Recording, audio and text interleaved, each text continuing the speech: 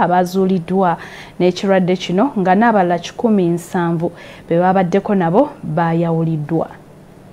Ministry y'ebyobulamu erika abayizi 17 beetadde mu kweyawula okumala ennaku 21 nga kigambibwa nti babaddeko n'abayizi 6 abaakakasiddwa okukwatibwa Ebola mu Kampala. Okusinziira ku Dr. Lieutenant Colonel Henry Bosachobe, abayizi bano kigambibwa nti Ebola bamujja ku kitaabwe yali ava e Kasanda okukola naye nga mu kiseera kino bali mu ddwaliro Entebbe gye bali mu kujjanjabibwa. Abaana abato 6 abali mu myaka egisoma kubonga basomera mu masomero 3 mu Lubaga division bakwatibwa obulwadde era nga bajjanjabirwa mu ddwaliro Entebbe.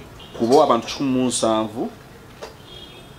babadde bali listed bali ba contact mu bantu bano. Minisita w'ebyobulamu Dr. General Thacheng n'abakungu abalala b'ebyobulamu biro babyogedde basinziira mu lukuŋŋaana lwa bannamawulire ku Media Center mu Kampala. Acheng ayogedde ne ku muyizi ow'ekyomusanvu ali mu kujjanjabibwa Ebola e Mubende era nti ku Lwomukaaga bagenda kuddamu bamukebere nga singa azuulibwa nga takyalina bulwadde agenda kusiibulwa asobole okutuula ebigezo bye ebya PLE. If he turns negative, he will be discharged.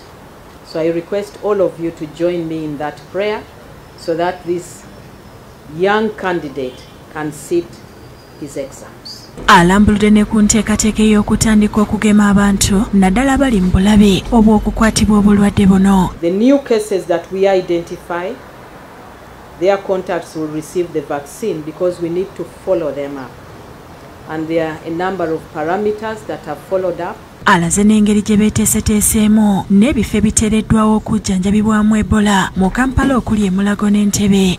Emulago tulinayo isolation treatment center ya bitanda 12 eno mu kiseera kino yeri abantu 50 abali quarantined. Treatment center y'Entebbe ya bitanda 67 nga kubyo 8 ya ICU. Okusinziira kwa Cheng mu district y'e Mubende ne Kasanda abayizi bakugenda mu maaso n'okukola ebigezo byabwe n'okusoma era nti amasomero gonna baagawadde obuuma obukebera ebbugumu ly'omubiri n'okuteekawo emmotoka ezitambuza abayizi n'abasomesa abava mu bitundu ebyewala. These vans have people who have the temperature guns and infection prevention materials to aid in their movements. Temperature is taken every day for all the learners going to school, and they are encouraged to wash hands or use sanitizers which have been provided. Mu kiseera kino abantu 19 be baakakwatibwa obulwadde bw'Ebola, 34 be baakafa, 54 bakyafuna obujjanjabi ne basaba abantu okwongera okwekuuma kubanga ne COVID yakyaliwo. Last week alone, Kampala recorded 47 cases. So if many of you thought COVID has gone, allow me to remind you that we still have COVID and you can still become a victim and even succumb. Asiimye abakwatidde ku Uganda okulwanyisa Ebola naddala bannamikago kyokka n'ategeeza nti beetaaga obuwumbi 76 okulwanyisa obulwadde buno mu disitulikiti gye bukyali. The response plan was costed at 76 billion for a period of 3 months. Government of Uganda put $6 million through the Ministry of Health. And yes, we are waiting for the balance of the money, the 56 billion. Ismail Nsubuga yakusakidde eggulire lino ku Bukedde TV. Ebyo nabyo biri bityo twongera okwekuuma ekirwadde eky'Ebola. Bukeddewo olupapula oluganzi bwati bwafaananye.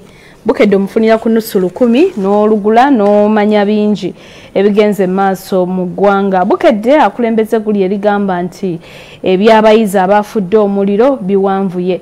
Bakuteereddewo ebifaananyi by'abaana abaayidde, poliisi byesazeewo ku mirambo n'abo abakoze olukwe. Bukedde byonna yabirina. Bukedde ekuletedde n'emboozi endala egamba nti gavumenti etaddewo obukwakkulizo ku bagenda ku kyeyo bukwakulizo ki gulo olupapula oluganzi olwa Bukedde. Embaga ya Kuruthumu eyengedde egenda kubeerawa n'ebisingawo. Bukedde abirina gwalina omuyizi owa P6 ne P7 gulo olupapula luno oluganzi mulimu revision exercise ng'eno ya subject ya English ne science. Kati nojjukira Bukedde olunaku olw'enkya mubeeramu omuko gwa siika obulamu. Lunaku lwaleero bakuwandiikidde ku kusannyalala obubonero obukulaga n'engeri gye weetaasa. Munnange nkubagulizaako obubaguliza ag'ebyemizannyo mwegali gulo olupapula oluganzi ofuuke mumanyi. Tudda n'ekitundu kyaffe ekyokubiri ekyagataliiko nfuufu mulimu gano.